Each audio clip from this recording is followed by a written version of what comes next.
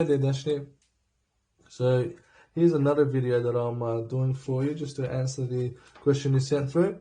And this time I've actually written the question down on a piece of paper, just so other Maths Method students who are watching this, then they can read the question and know what we're actually trying to solve.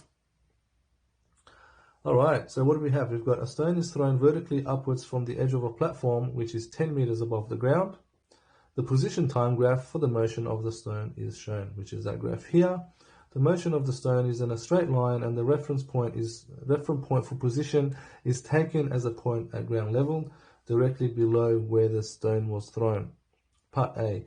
From the graph, estimate the instantaneous velocity with which the stone is thrown. Cool. Alright, so whenever you're given a position time graph, then the gradient of that graph is going to give you the velocity. And so we are asked to find the velocity at the time at which it was thrown. So when t equals 0, we have to find the velocity. So how do we do this? Now, we know that the gradient of a point is equal to the gradient of the tangent line at that point. So to estimate the velocity at that point, what we're going to need to do is draw a tangent line. Okay, like that, right at that point. And what we're going to do is find the gradient of that tangent line, and that gradient will also tell us what the velocity is at that instant. Cool. So how do we find the gradient of a tangent line? Well, we know that the gradient is y2 minus y1 over x2 minus x1. Okay, and so what we have to do is figure out our coordinates. So the first coordinate we know is going to be 0 and 10 because at time 0 our height was 10, and we're going to have to find our second coordinate. So we just have to choose a point. So we can just choose this point, this point, this point. I think I'll just choose one because it's just easier. So if I choose one, and I'll go all the way up, so I'm going to hit there, so I'm going to hit somewhere there. All right. Cool. So my coordinate is going to be 1 and 21, around there. 1 and 21. Okay. Cool. So that's my x1, y1. That's my x2, y2. We just plug it into the formula, and that'll give us our gradient. So, but we know that our velocity, that our gradient is going to be our velocity. So the velocity equals this: 21 minus 10 over 1 minus 0, and that becomes 11 over 1, which is 11 meters per second. So that's our velocity at that point. Now, just a note here, because we are estimating, students can choose different points, and they'll have a different value for the height. So the answer here is going to be varied. So anything, I would say anything that's close to this value, give or take 1 meters per second. So for example, 10 would have been acceptable, 12 would have been acceptable as well. Any of those values would be a correct answer. And these are all approximates because we've approximated that point. Okay? So that's for part A. Let's drop this off.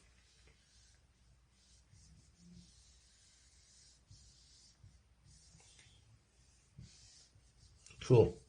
Part B, what do we have? What is the maximum height reached by the stone? Well, when we look at the graph, we start at 10, we go all the way up, we hit 15, and then we come back down and hit the ground. So by just observing the graph, our maximum height equals 15 meters. All right. Part C. At what time does the stone reach its maximum height? Well, if you reach 15, so if you go 15, and if you come down, then that'll be around that 1 second mark as well. So we've got t equals 1 second. All right, part D. At what time does the stone hit the ground? All right, so it's going all the way up, goes to its highest point, and then comes back down and hits the ground. So when we hit the t-axis, our position height is 0, so that means it hits the ground. So we have to find that point there. All right, that one there. So if that's 2.5, that's 3. So it's going to be 2.6, 2.7, 2.8. So our t would be 2.8 seconds. All right. Great. Part E. What is it? We got from the graph, estimate the instantaneous speed at which the stone hits the ground. Okay. Now here you need to know what speed is. Well, speed is the same as the velocity, except we always take the modulus of the velocity. And the reason is that velocity is a vector, and it actually tells you the speed as well as the direction it's going. Okay. However, with speed, we're not concerned with the direction. We just want to know how fast it's going. Okay. So let me just rephrase that. The velocity tells you how fast an object is going and the direction it's going. Speed just tells you how fast an object is moving. So what we need to do for this is we need to figure out the velocity at that point, and then we just find the modulus value, and that will give us the speed. All right. Cool. So we do what we did before. Draw a tangent line at that point. So let me just do this. So we've got